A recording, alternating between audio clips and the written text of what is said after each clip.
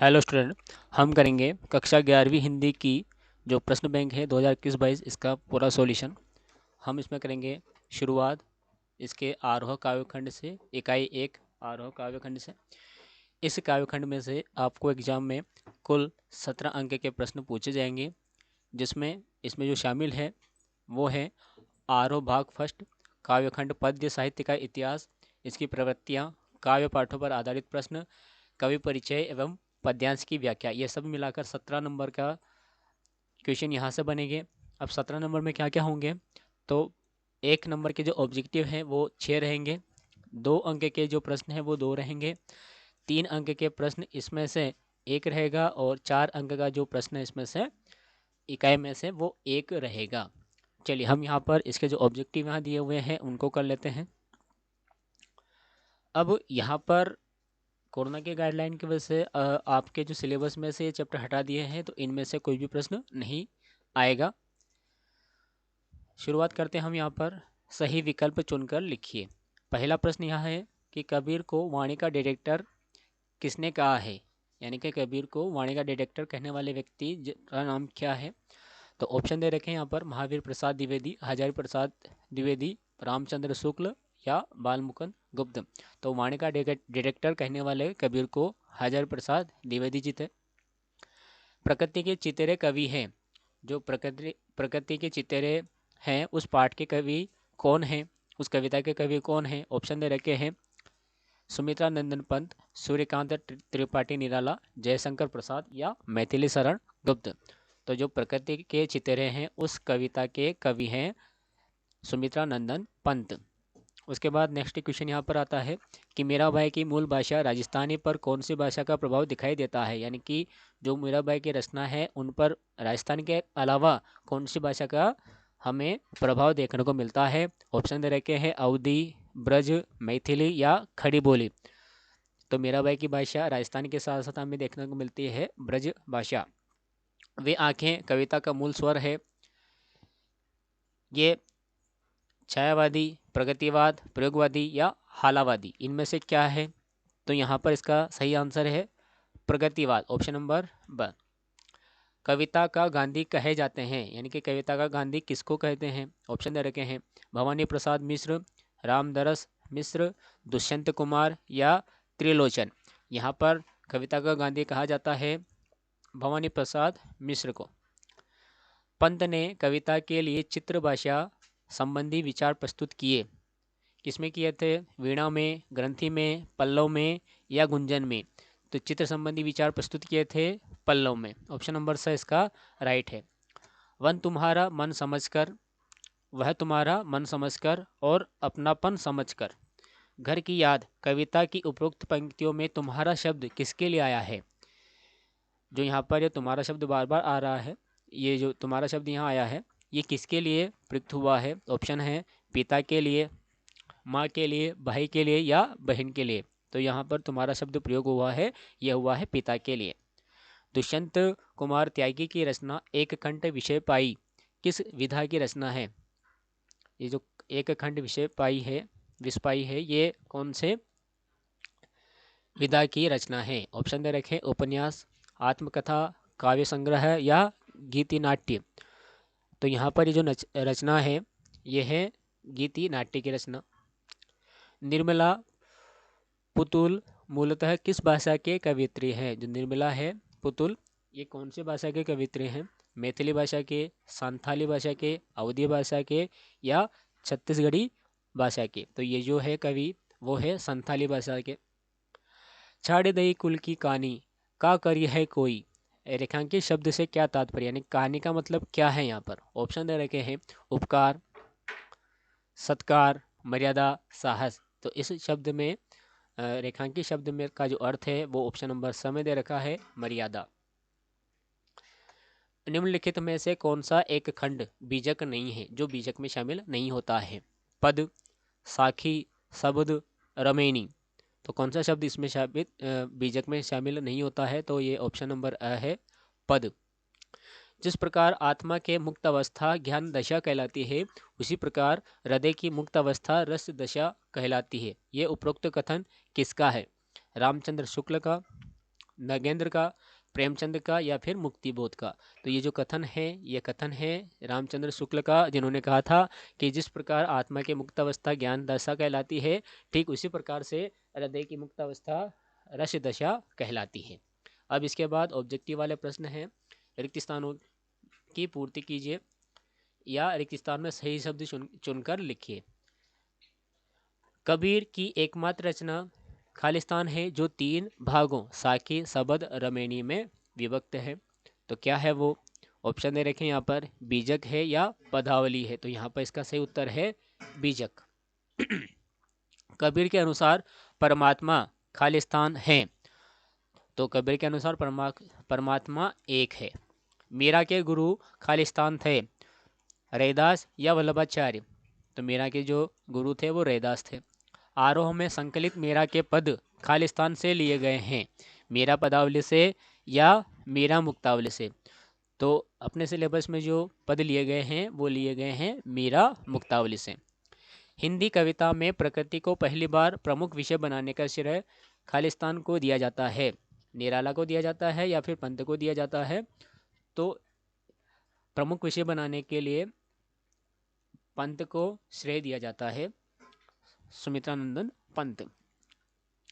Next question यहाँ पर है कि सुमित्रा नंदन पंत अरविंद के खालिस्तान से प्रभावित थे, मानववाद से प्रभावित थे या गांधीवाद से प्रभावित थे? तो ये प्रभावित थे मानववाद से। वे आंखें कविता में खालिस्तान की मार्मिक व्यथा का चित्रण हुआ है, मजदूर की या फिर किसान की? तो ये जो पाठ है पूरी तरह से किसान की दशा को लेकर है, तो यहाँ पर आ जाएगा किसान। भवानी प्रसाद मिश्र खालिस्तान से प्रभावित है, मार्क्सवाद से या गांधीवाद से? तो जो भवानी प्रसाद मिश्र है ये गांधीवाद से प्रभावित है। सहज लय के कवि खालिस्तान है, जो सहज लय है उनके कवि कौन है? ऑप्शन दे रखा है, सुमित्रा नंदन पंत या भवानी प्रसाद मिश्र? तो सही उत्तर है भवानी प्रसाद मिश्र। साय में धूप दुष्यंत कुमार का संग्रह रिक्त स्थान संग्रह है, कहानी संग्रह है या गजल संग्रह है? तो ये है गजल संग्रह। नगाड़े की तरह बजते हैं शब्द की रचना है, तो ये नगाड़े की तरह बजते हैं शब्द ये किसकी रचना है? ऑप्शन है निर्मल वर्मा या निर्मला पुतुल? ये जो रचना है ये रचना है निर्मला पुतुल की।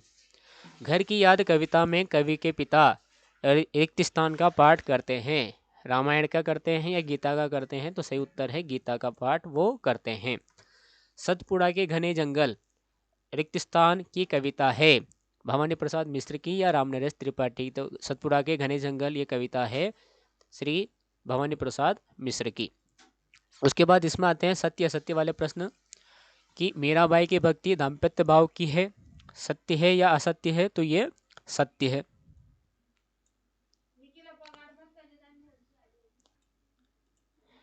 कबीर ब्रज भाषा के कवि है, पहला सत्य है याद रखें, कबीर ब्रज भाषा के कवि हैं, तो ये सत्य है या असत्य है ये हमें बताना है।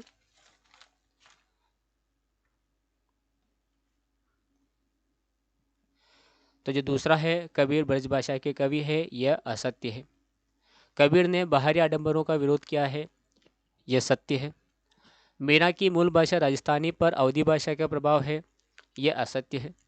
पंत की ताज कविता छायावादी कविता है, यह असत्य है।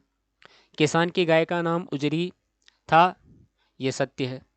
सूर्य का स्वागत का संग्रह दुष्यंत कुमार त्यागी का है, यह सत्य है।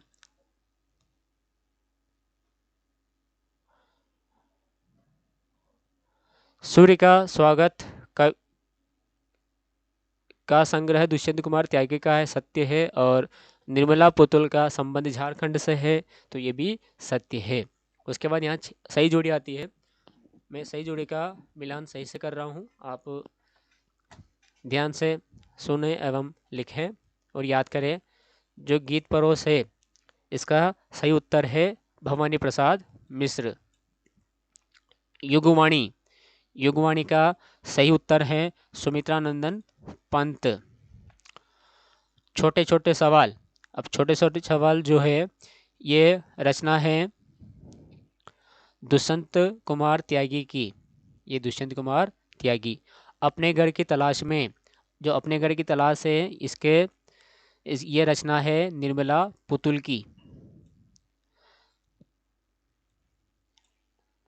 राजस्थानी भाषा, अब राजस्थानी भाषा जो है ये मीराबाई की भाषा है। तो यहाँ ऑप्शन नंबर 5 में दे रखा है, देखिए। सदुक्कड़ी, जो सदुक्कड़ी भाषा है ये है कबीरदास जी की भाषा।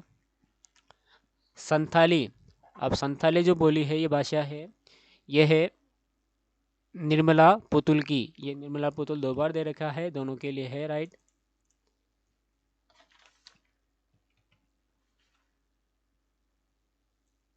निर्मला पुतुल। और खड़ी बोली किसकी है, तो खड़ी बोली है ये राम नरेश त्रिपाठी की। उसके बाद यहाँ पर एक वाक्य में उत्तर के प्रश्न हैं, तो इनके प्रश्न को हम समझते हैं और इनको उत्तर को भी समझते हैं और उनको याद करने की कोशिश करते हैं। पहला है कि कबीर भक्ति काल के अंतर्गत निर्गुण भक्ति की कौन सी काव्यधारा के कवि है। तो ये जो कवि है ये कवि है ज्ञानश्री काव्यधारा के। कबीर ने अपना आराध्य किसे माना है, तो कबीर मीरा ने जो आराध्य माना है वो श्री कृष्ण भगवान को माना है। मीरा के लिए विष का प्याला किसने भेजा था, तो मीरा के लिए जो विष का प्याला भेजा था ये राणा जी ने भेजा था। राम नरेश त्रिपाठी किस युग के कवि है, तो राम नरेश त्रिपाठी पूर्व छायावादी युग के कवि है। हिंदी साहित्य में बाल साहित्य के जनक कौन माने जाते हैं, तो हिंदी साहित्य में बाल साहित्य के जनक द्विवेदी युग में माने जाते हैं।